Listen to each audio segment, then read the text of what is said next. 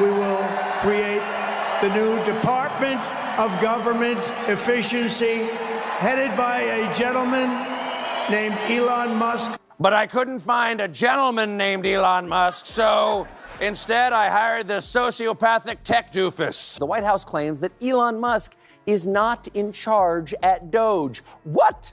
It's literally named after his favorite meme.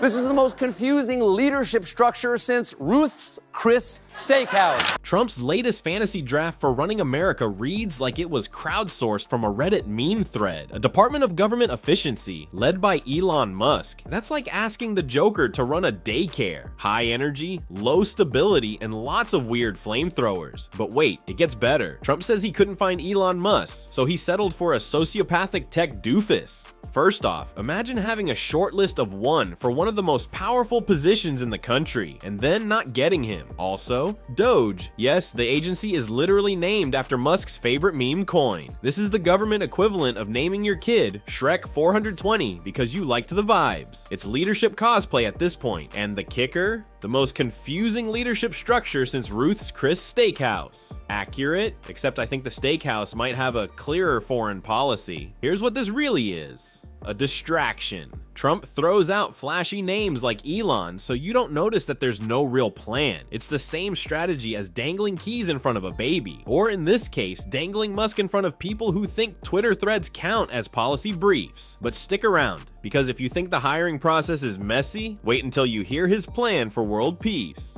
Maybe Russia will give up a lot, maybe they won't, and it's all dependent on what is going to happen. Firm, clear, confident. Trump has, he's been criticized for leaving Ukraine out of the peace talks. So yesterday, he said this. Today I heard, oh, well, we weren't invited. Well, you've been there for 3 years. You should have ended it 3 years. You should have never started it. Reminds me of that Gloria Gaynor song, maybe I will survive, maybe I won't. It's all dependent on what is going to happen. When asked about peace negotiations, Trump gave the kind of answer you expect from a psychic at a mall kiosk. Maybe they will, maybe they won't. It depends. That's not diplomacy, that's a horoscope. This man is talking about global war like he's picking toppings at Subway. Maybe Russia will give up stuff, maybe they won't. Let's see how I feel after lunch. This is what happens when your foreign policy is based on vibes and Fox News headlines. Then it gets worse. He defends not inviting Ukraine to their own peace talks by saying, "You've been there for 3 years, you should have ended it." That's like telling someone they deserve to get mugged because they didn't fight harder. Oh, and he adds, "You should have never started it." Did Trump forget who invaded who? That's not just bad history, it's weaponized stupidity. Ukraine didn't start this war, they're trying to survive it. Then comes the Gloria Gaynor reference. Maybe I will survive, maybe I won't. This isn't karaoke night at Mar-a-Lago. It's a war zone. You don't wing foreign policy like you're doing improv. World leaders don't need another round of "whose line is it anyway?" featuring Donald Trump. They need an actual plan. But don't worry, Trump has one, and it involves Marco Rubio. Trump is also crippling other countries out there, starting with Ukraine.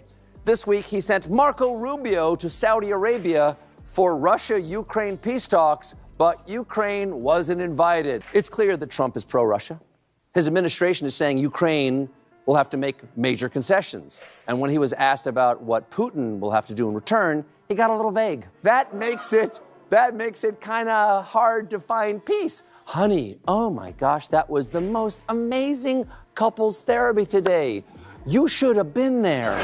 Trump sent Marco Rubio to negotiate peace between Russia and Ukraine, but forgot to invite Ukraine. That's not a peace talk, that's a press stunt. Sending little Marco to broker global stability is like using a water bottle to put out a house fire, and then realizing the house wasn't even his. It's pure comedy. And Ukraine being excluded, that's like planning a wedding and forgetting to invite the bride. Except the bride's under missile fire, and Trump's playing matchmaker with the guy who brought the tanks. Trump's team says Ukraine will have to make major concessions, but when asked what Russia has to give up, he shrugged it off. Maybe they will, maybe they won't. That's not just vague, it's dangerous. You don't ask the victim to compromise while letting the bully walk. That's not peace, it's surrender. This whole thing feels like reality TV disguised as diplomacy. Trump treats geopolitics like he's filming another season of The Apprentice. You're bombed, you're betrayed, you're fired. And Marco Rubio, he's the intern in all of this. Thrown into an international mess and expected to come back with a deal. Good luck, Marco. Maybe bring a water bottle and do your trick again. But hold up, it actually gets more ridiculous than this. Because next, Trump blames Ukraine for starting the war Russia invaded them in. You can't make this stuff up. Yes, I blame Ukraine for starting the war that Russia started. No.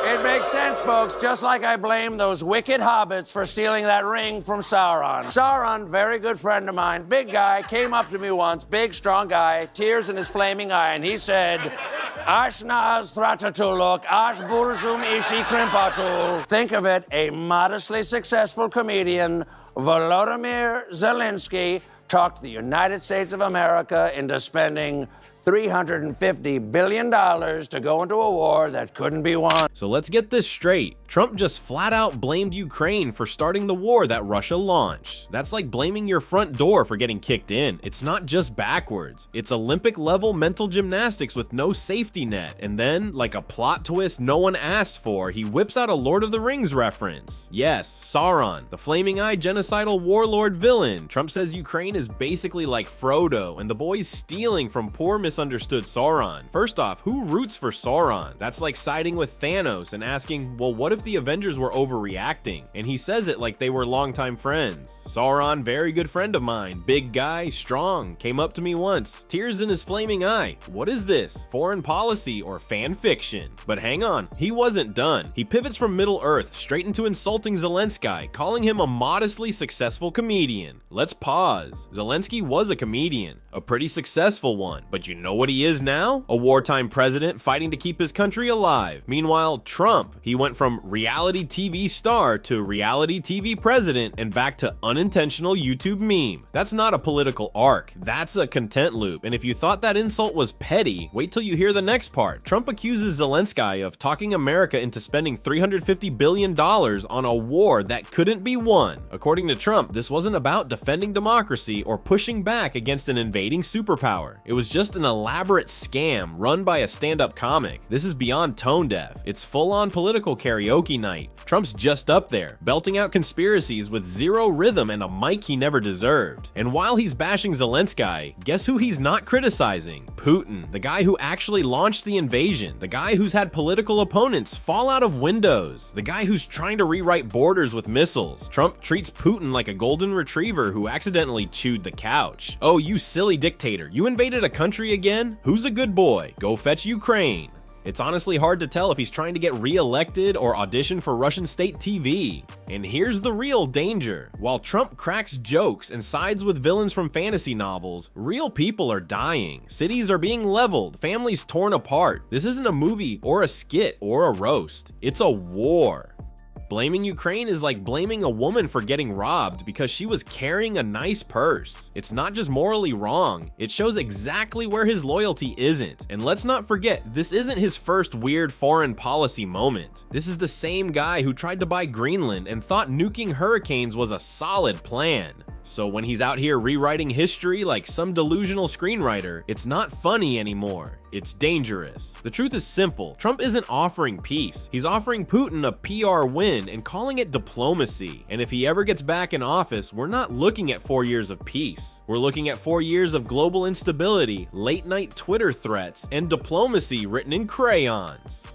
So no, Ukraine didn't start this war. They didn't ask for it, and they don't deserve to be mocked by a guy who thinks Sauron just needed better PR. This isn't comedy. This isn't policy. This is what happens when narcissism, ignorance, and fantasy roleplay meet a microphone. And if that doesn't scare you more than Sauron ever could, I don't know what will.